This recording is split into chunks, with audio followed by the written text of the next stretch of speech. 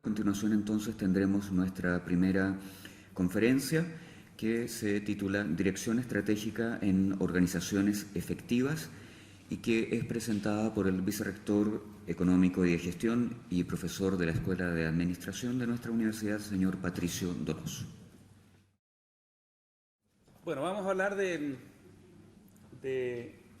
la mirada estratégica de la dirección y el liderazgo. Les comento que en el día de ayer en la tarde estuve trabajando con todo el equipo directivo de la Facultad de Medicina. Estábamos hablando también de temas de estrategia. La Facultad de Medicina tiene dos caras, uno que es la facultad propiamente tal y la otra cara es la red de salud UC. Y a propósito de la red de salud, estábamos hablando de, bueno, cuáles son los temas clave y surge el punto del paciente, la centralidad del paciente, para efecto de todo el trabajo que se hace en la red de salud. Obviamente, en un hospital, una clínica, un centro médico, una unidad de toma de muestras, lo importante que es el paciente, que a veces tiene que ser paciente todo esto, efectivamente. Y después llegamos a la facultad. Entonces vino la pregunta, bueno, ¿y para la facultad el paciente no es clave también? O sea, para la formación de los alumnos. O sea, no nos interesa que los médicos salgan no solo bien formados en términos de sus conocimientos específicos, de sus materias, sino también entendiendo la centralidad del paciente. Y ahí salió la discusión, pues. Y yo pensaba, a propósito de este diplomado que comienza hoy día, en que justamente aquí lo central es el alumno. Y por lo mismo, como decía el decano, lo importante es el aprendizaje del alumno, la centralidad del alumno. Si bien eso es cierto, y lo estoy diciendo porque lo reconozco, y creo que eso es vital, obviamente nosotros podemos ayudar a que ese alumno aprenda, o a que ese alumno lo pase mejor, o a que ese alumno tenga más perspectiva, si nos preocupamos de algunas cosas del entorno, entre ellas de la gestión. Ahora, yo no creo que uno pueda separar los temas de administración o gestión casi como que fueran un tema colateral. La verdad que yo no tengo esa visión de la gestión. Yo creo que la gestión está presente en todo, la verdad. Porque gestión, al final de cuentas, es algo bien simple, pues, ¿eh? O son cosas bien simples. Gestión tiene que ver con mirar el futuro. Gestión tiene que ver con priorizar. Gestión tiene que ver con preocuparse de lo importante. Gestión tiene que ver con alinearnos. Gestión tiene que ver con trabajar en equipo. Gestión tiene que ver con foco, con focalización. Obviamente gestión también tiene que ver con usar bien los recursos. Entonces, la verdad que decir que la gestión es como un tema colateral. Aquí en la universidad hablamos peyorativamente del tema de la administración. ¿Ya? Eso es administrativo.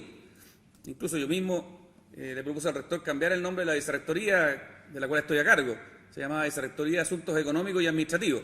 A mí no me gustaban ni los asuntos ni los administrativos, digamos. Entonces le propuse cambiar el nombre y me dijo que sí, digamos. Ahora se llama Vicerrectoría Económica y de Gestión. La verdad que para efectos prácticos no tiene mucha importancia, ustedes se dan cuenta. Pero lo administrativo es visto de forma peyorativa, lo administrativo. O los administrativos, perdón.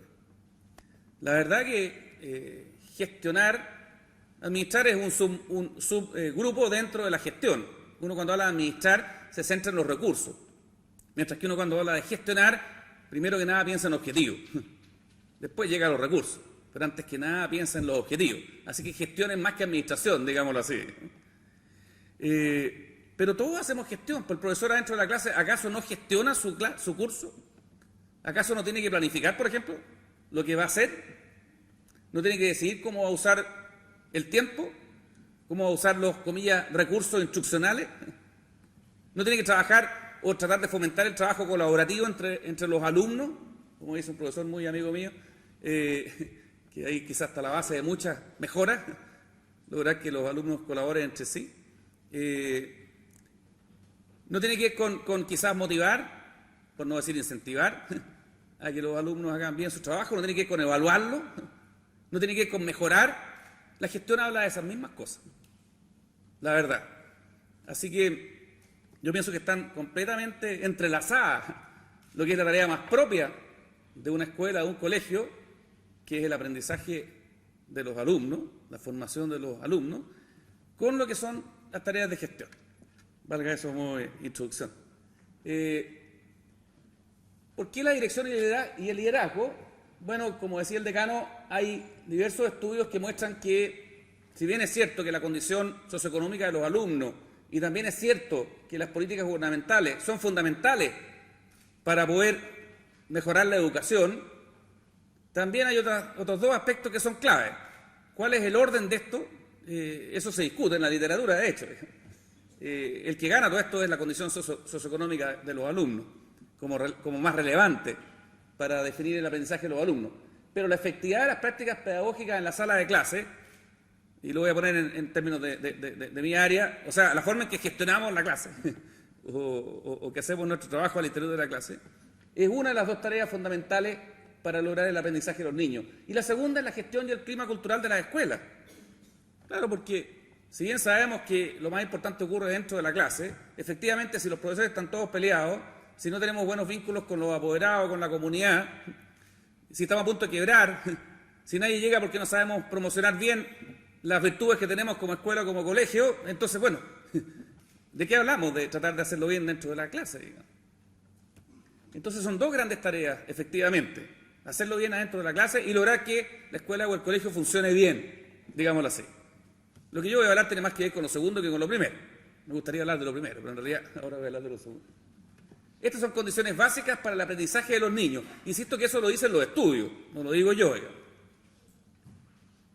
¿Y por qué? Bueno, porque queremos que los niños aprendan y porque queremos que las escuelas funcionen y sean exitosas. Y son exitosas en primer lugar cuando los niños efectivamente aprenden. ¿Y cuando son bien formados? Probablemente uno debería pensar en cuál es el output esperado. No es solamente que les vaya bien, ojalá en el CIMS, en la PSU. No es solamente eso, ojalá sean buenas personas, ¿no es cierto? Ojalá sean optimistas. Ojalá ayuden a solucionar otro tipo de problemas. Y para esto se requiere dirección y liderazgo. Esa es la hipótesis de esta presentación. Ahora, ¿qué significa dirección y liderazgo? Nosotros lo vamos a entender en base a un artículo que a mí me gusta mucho. Yo he hecho una adaptación a esta altura de ese artículo. Primero que nada, desde el punto de vista más bien de la dirección, necesitamos planificación. Planificar. ¿Qué cosa más básica, oye? Planificar. ¿Cuántos errores cometemos porque planificamos mal? Si uno debería planificar todo, ¿no? Debería planificar qué es lo que voy a hacer en la semana. ¿A qué me voy a dedicar esta semana? ¿A qué me voy a dedicar hoy día, prioritariamente? Eso también es planificar, ¿no? Yo tengo 5 páginas de pendientes, digamos. Escrito en Word, tamaño 12 la letra, digamos. Todos los días miro mi página y digo, ya, ¿a qué me voy a dedicar hoy día? Porque tengo una agenda de reuniones y una serie de cosas que tengo que hacer. Pero entre medio, cuando tenga algo de tiempo disponible, ¿a qué me voy a dedicar? Eso es planificar, pues. Y evidentemente que el decidir a qué me voy a dedicar tiene que ver con qué es lo que es más importante. Y definir qué es lo que es más importante es toda una tarea. Y es parte de la tarea de la gestión. Cuando hablamos de planificación estratégica, en que el nombre es bien rimbombante, el gran tema de fondo es tratar de descubrir qué es lo que es importante. Ayer tuvimos, como les digo, 6 horas con el equipo directivo de la Facultad de Medicina y qué es lo que estábamos buscando. Me había pedido el vicedecano económico que los apoyara en esto. Yo fui como facilitador, me saqué el traje de vicerrector, lo cual es bien difícil, pero ¿qué es lo que estaba buscando él, digamos? Que ojalá en conjunto definiéramos qué es lo que es importante. Porque las tareas son múltiples. ¿Qué es lo que es más importante? Planificación tiene que ver con eso. Tiene que ver con definir qué es lo que es más importante y cómo lo vamos a abordar. También tiene que ver con qué es lo que vamos a hacer operativamente. Para hacernos cargo de lo importante tenemos que definir una serie de iniciativas, actividades, quizás proyectos, ¿no es cierto? Bueno, tenemos que formular esos proyectos, tenemos que analizarlos, evaluarlos, quizás abordarlos, quizás rechazarlos. Todo eso es planificar. Y tenemos que hacer una agenda o preparar una agenda. Si la agenda habla de lo importante, entonces le podemos colocar otro nombre rimbombante, agenda estratégica, ¿se fijan? La agenda estratégica de nuestra institución, de nuestra escuela, de nuestro colegio. ¿Ya? ¿Cuáles son los grandes objetivos y las grandes iniciativas que se van a hacer cargo de los grandes objetivos de nuestra institución o nuestra área, de nuestra dirección o de nuestro departamento? Planificar, generar una agenda. Primer gran tema. Ojalá explícita todo esto.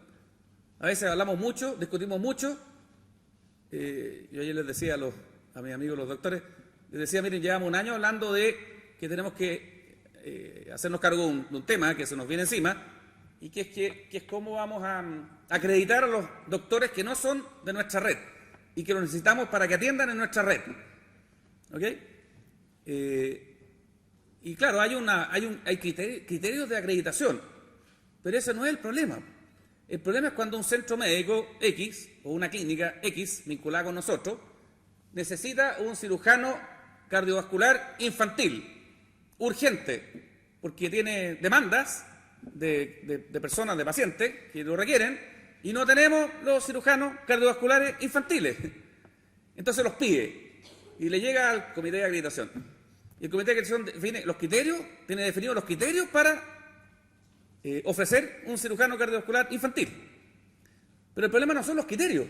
El problema es qué pasa si es que el departamento dice, sabes que no estamos disponibles, no tenemos la gente, no podemos responder a esta demanda. ¿Qué es lo que pasa después, pues? El protocolo. Mira, si tú me dices que no tiene, entonces, ¿qué vamos a hacer? ¿Dónde los vamos a buscar? ¿Ok? Vamos a tener que buscarlos afuera. ¿Cuánto tiempo nos vamos a demorar en salir a buscar?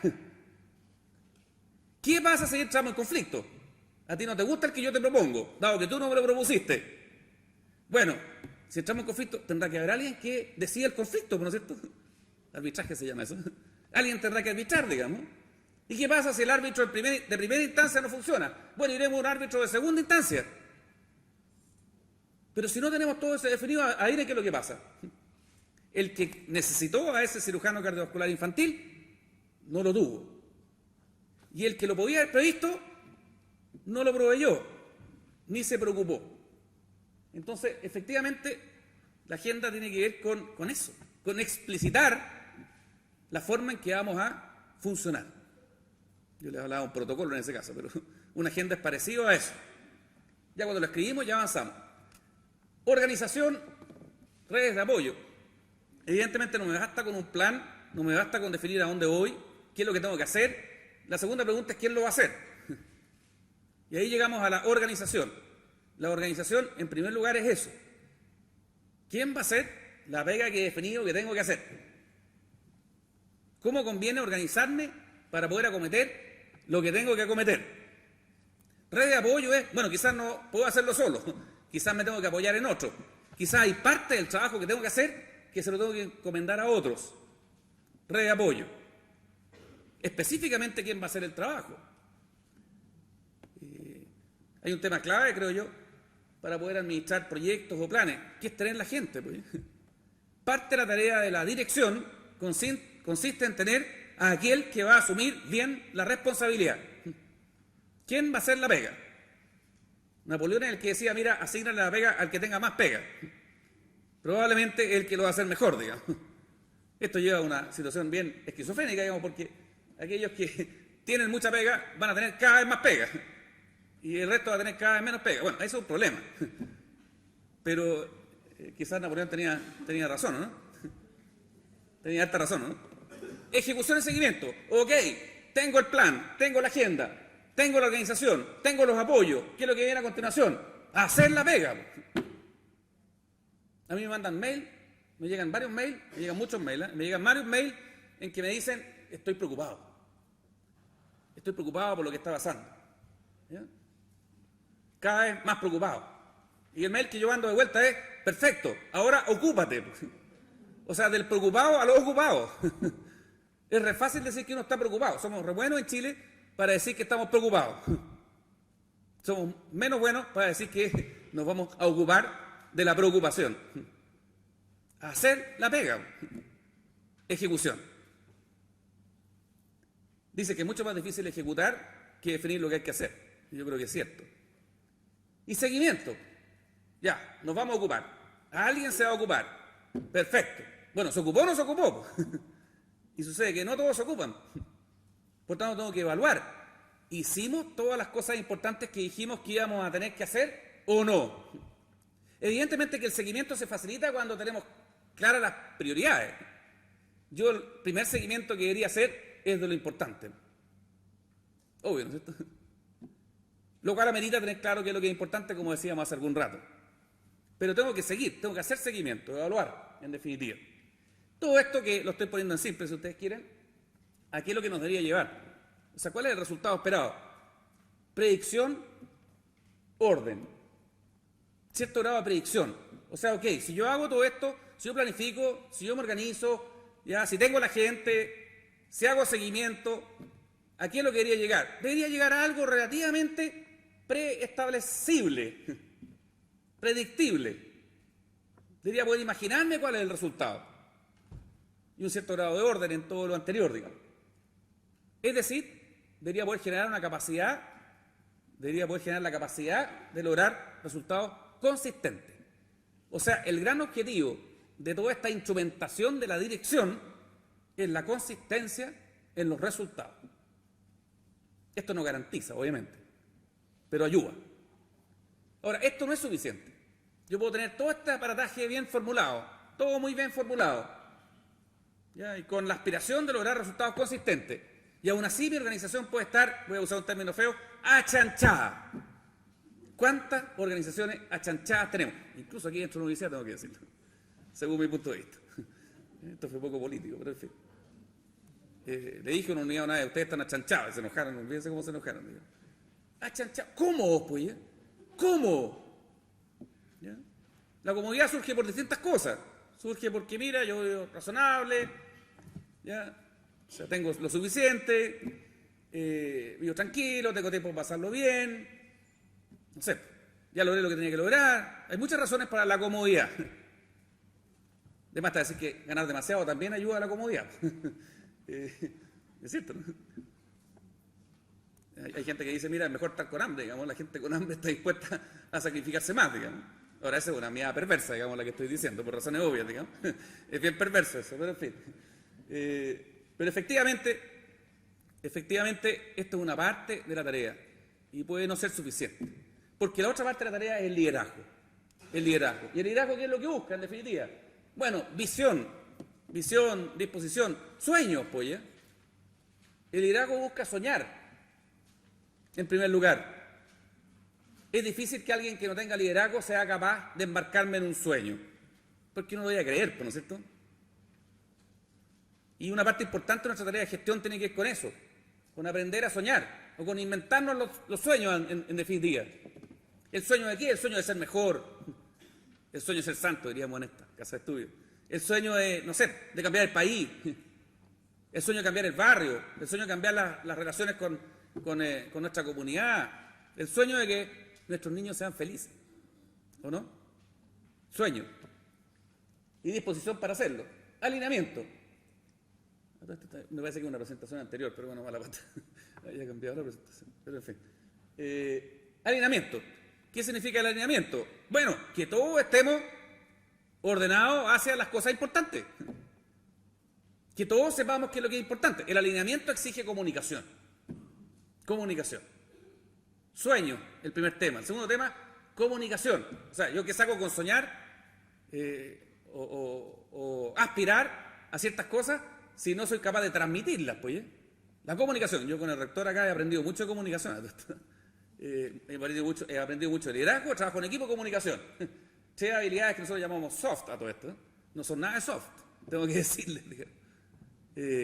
La importancia de comunicar los sueños, las aspiraciones, la agenda, etcétera, digamos. Buscar el alineamiento.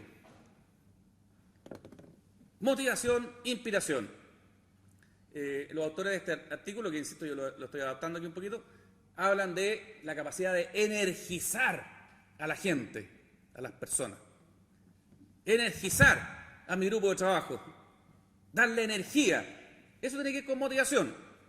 Y obviamente es más fácil motivar cuando existe inspiración. Cuando uno puede inspirar al resto, digamos. Entonces todo esto es distinto a lo anterior. Se fija, lo anterior era instrumental.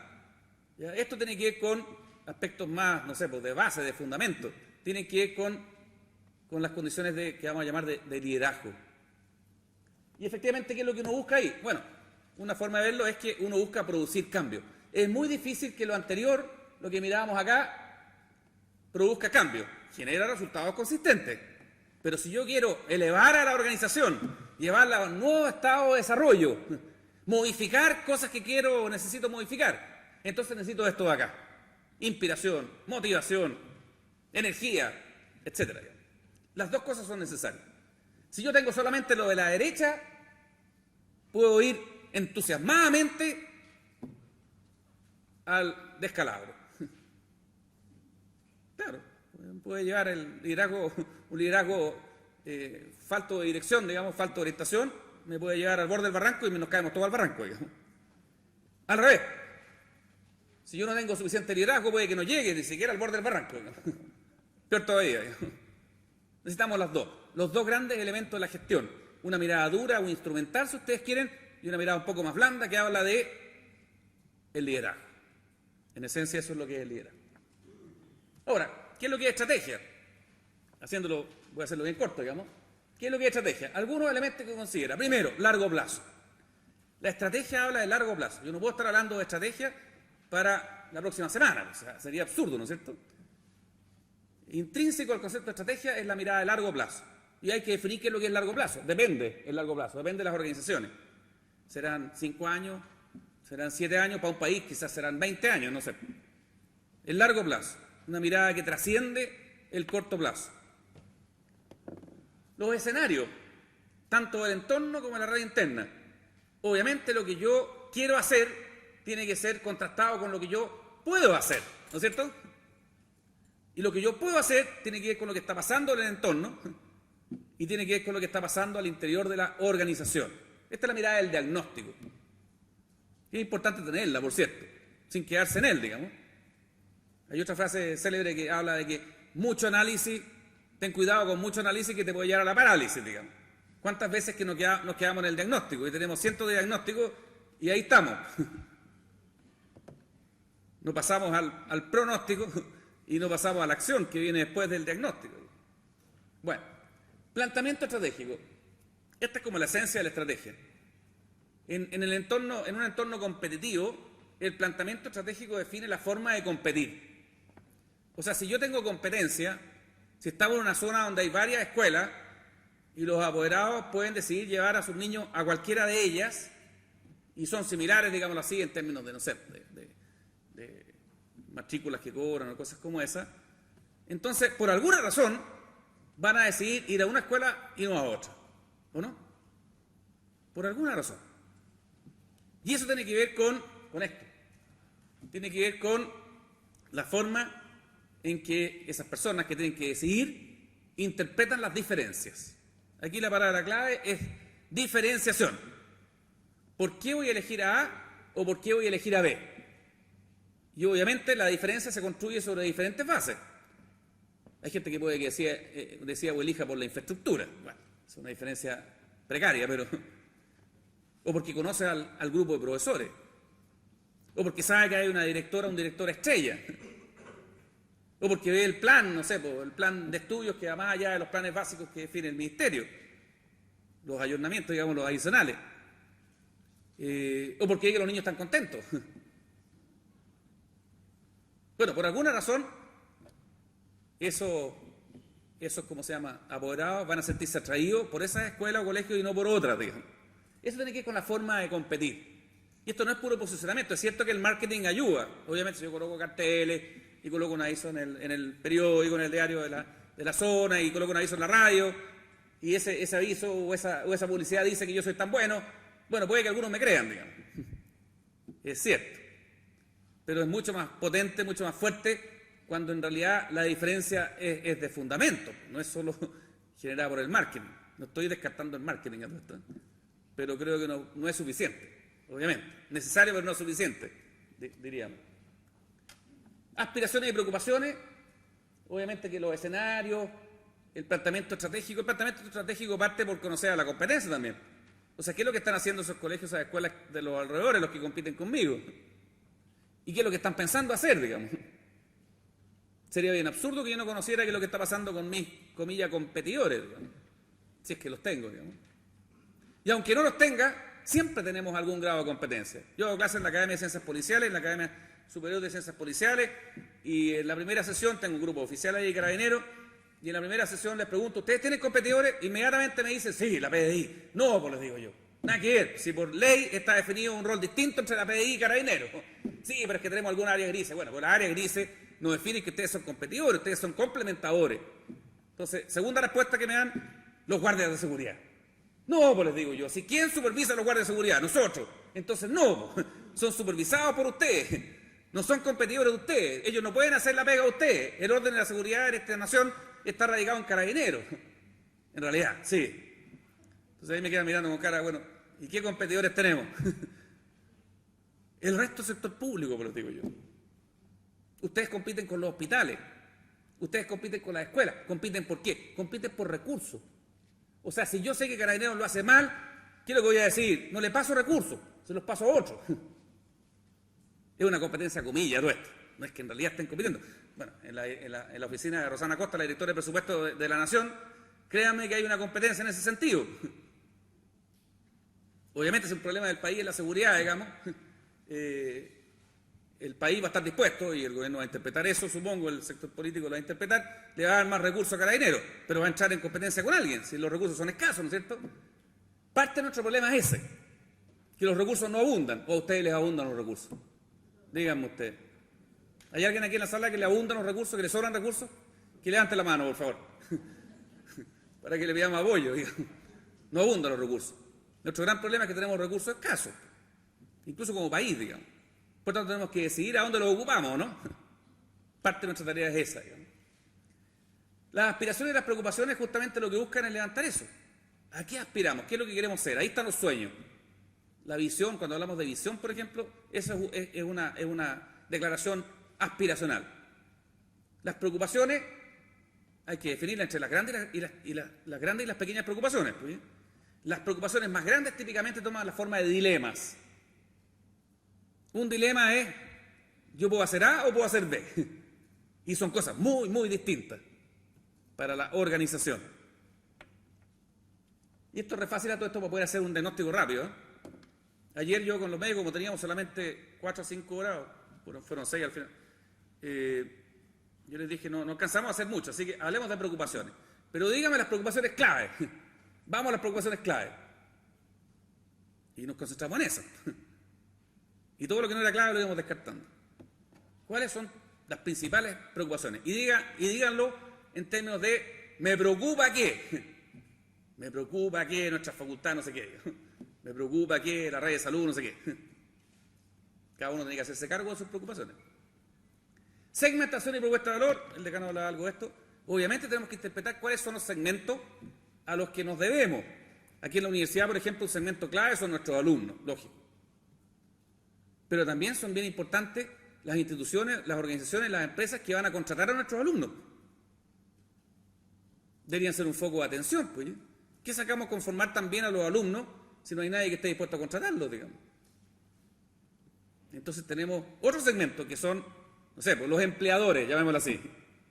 Nuestros alumnos y los empleadores. Y los profesores también, quizás son un segmento. En algún sentido son parte de nuestros, comillas, recursos, nuestra oferta, pero también son, en parte, son nuestros, comillas, clientes. Y ustedes comprenderán que lo que tenemos que ofrecerle a nuestros alumnos, a nuestros empleadores y a nuestros profesores es bastante distinto. De eso habla la segmentación. Y la propuesta de valores, bueno, es justamente qué es lo que le debemos ofrecer a cada uno de esos segmentos. Y uno ahí pasa a hablar de atributos. ¿Qué le ofrecemos a nuestros alumnos en términos de atributos? Y los atributos hablan de muchas cosas, pues. Los atributos hablan del, comillas, servicio que les ofrecemos. Y en el caso de la educación, el servicio es justamente el servicio, comillas, formativo, ¿no? Es la formación. Y eso probablemente hay otros que van a hablar más o mejor que yo en las sesiones siguientes. Pues. Agenda estratégica, ya lo mencionamos. Objetivos, meta. Los objetivos son siempre aspiracionales, ¿no es cierto? Lograr que nuestros alumnos mejoren un cierto porcentaje de sus puntajes del CIMSS. Eso es un objetivo. Ahora, si le colocas el porcentaje que quieres que mejoren, entonces ahí tienes una meta. Los buenos objetivos tienen meta. Lograr, y los buenos objetivos son claros, hasta yo lo entiendo, lograr que los alumnos de nuestro colegio mejoren sus puntajes del CIMSE en tanto por ciento al año. Ya. Ese es un objetivo claro, si es que sabemos el porcentaje. Los objetivos tienen que ser claros. En la medida que son claros, los entendemos, los podemos comunicar, los compartimos. A eso se refiere la agenda estratégica. Y obviamente quizá hay un objetivo de escuela o colegio, y después hay un objetivo de los jefes de departamento, y después hay un objetivo de los profesores. Eso se llama alineamiento. Ojalá estén entrelazados los objetivos.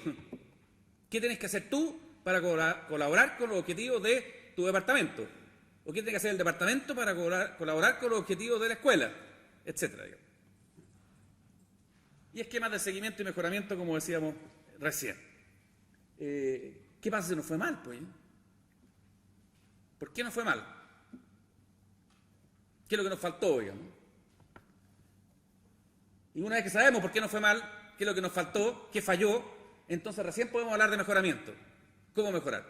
Y de mejoramiento podríamos hablar largo, no alcanzo, pero les voy a dar dos ideas nomás. Hay dos grandes formas de mejorar. Yo las llamo top-down y bottom-up. Top-down es que yo miro la falla desde arriba y voy y mejoro. Por ejemplo, una mirada top-down clásica es la de los cuellos de botella, comillas. O sea, mira, todo funciona más o menos bien, salvo en esa área donde todo se queda trancado. Entonces, ¿qué tengo que hacer ahí? Bueno, primero descubrir que hay un área donde todo se queda trancado, ¿no es cierto? Segundo, entender por qué se queda trancado. ¿Es porque esa persona es muy obtusa o ese departamento es muy especial? ¿Será por eso? ¿O porque no tiene la capacidad? Claro, si quizá lo que pasa es que tenemos una persona pues, y no alcanza a hacer toda esa pega. Necesitamos otra. ¿Ya? O necesitamos a alguien que sea, no sé, más ágil. Otro perfil, digamos. ¿Ah? Elemento, no sé, lo que sea. Entonces, efectivamente, una posible mirada es que yo miro el todo y defino, ahí tengo un problema. ¿Qué problema? Cuello de botella. Ese es un ejemplo, nada más. Podría darles varios otros. La otra mirada es el mejoramiento bottom-up. ¿Qué es lo que creo yo ahí? Yo creo las capacidades para mejorar. La tarea de la mejora es tarea de todos. Cada uno es un experto en lo que hace. Y yo como experto, entonces, ¿qué es lo que podría hacer? Además de aprovechar mi expertizaje en enseñar, por ejemplo. Podría proponer mejoras. Y alguien podría ser capaz de recoger esas propuestas, evaluarlas y eventualmente implementarlas en la generalidad. Estos mecanismos son súper útiles cuando hay un montón de instancias que hacen las mismas cosas. Por ejemplo, varias escuelas que hacen las mismas cosas, hay distintos expertos que hacen esas cosas y hay algunos que probablemente lo hacen mejor que otros. Y por tanto yo podría aprender mejores prácticas, ¿no es cierto? Un esquema de mejores prácticas. Bueno, la comisión de expertos que trabajó el año 2010 habló de estas cosas. Fíjese, habló que los directores exitosos deberían caracterizarse por cosas como esta, porque tener una mirada inclusiva, foco en el aprendizaje, una administración eficiente, facilitadora de los cambios estratégicos, etc. Pero, decían, para desplegar estos atributos, los directores necesitan poder alinear los recursos de su establecimiento. O sea, una de las cosas clave que mencionaba era el concepto de alineamiento, del cual hemos estado hablando. Y esto lo desglosaban en lo siguiente, y para que vean que tiene mucha sintonía con lo que hemos estado hablando. Debe haber claridad en cuanto a los propósitos y metas. ¿Para dónde vamos? ¿Qué esperamos lograr? Básico, pues, ¿ya? ¿Para dónde vamos? ¿Qué esperamos lograr? En segundo lugar, directores deben tener las competencias adecuadas para acometer los propósitos y metas. O sea, ¿soy capaz yo de lograr eso que necesito lograr? ¿Tengo las habilidades? ¿Tengo las capacidades? ¿Tengo los conocimientos? Básico, pues, obviamente. Directores deben ser evaluados por sus logros. O sea, ¿llegué a cumplir esas metas, esos propósitos? No llegué. ¿Por qué? ¿Me faltaron competencias u otra razón, digamos? Claro, quizás tengo las competencias, pero no hice la pega igual, pues. Puede pasar, digamos. Todo esto para mí son cosas básicas, digamos. Son absolutamente básicas. Obviamente también plantea cosas que tienen que ver más bien con la estructura, con el grado de gobierno que tiene el director. Habla de temas de autonomía, que no voy a tratar. En definitiva, oye, miren lo que plantea. Se trata de evitar que las responsabilidades se diluyan y que el foco en los aprendizajes se desvanezca. Focos que se desvanecen, responsabilidades que se diluyen.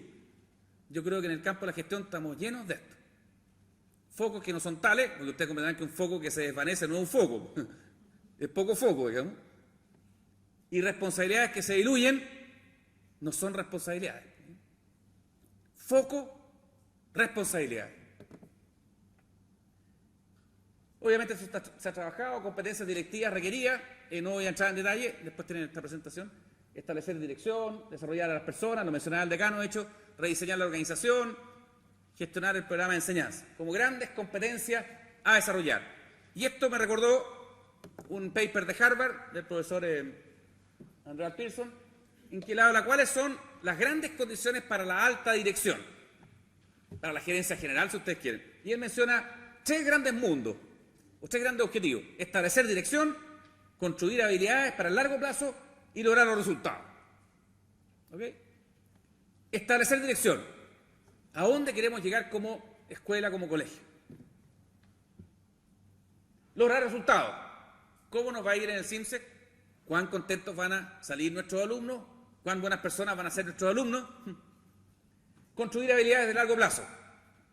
Liderazgo, capacidad formativa de nuestros profesores, por ejemplo. Dentro de establecer dirección está la estrategia que hemos estado comentando. Y administrar los recursos, ese es el día a día.